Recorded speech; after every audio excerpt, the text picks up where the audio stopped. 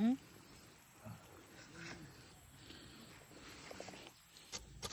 Tapos ginaganto pa yun. Suha pare. Eh, di ba? Oh, perfect. Hmm? Hmm.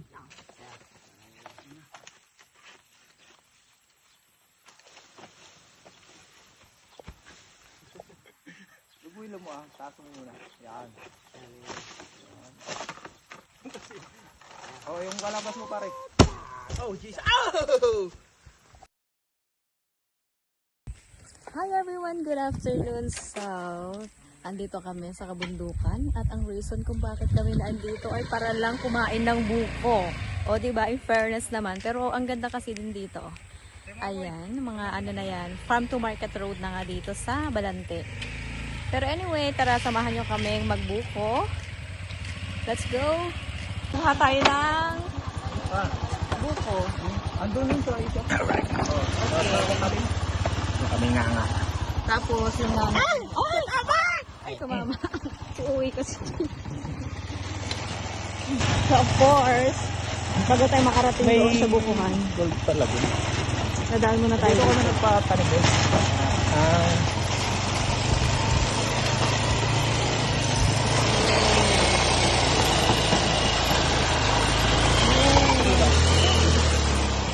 Walang naman yan. Yung maliliit lang ba din na ano? So, andito na kami sa bukuhan. Mukhang masarap to bati. Kasi pula eh. Oh, pula. Ayun. Testing ka pare isa.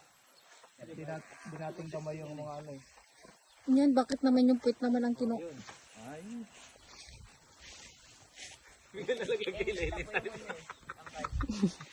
Ayusin mo kide. Nakaganon siya oh. Bigla na.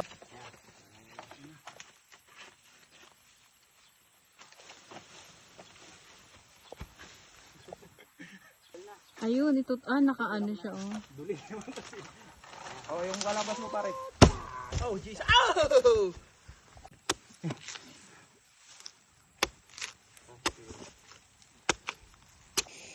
Oy, sakto lang naman. Sakto. Hmm? Masarap siya, manamis-namis. Miss na miss. Namit jud. Isa pa. Ano pa? Ang higop. Kasi ang ganda ng view. So ayan o, makita nyo o.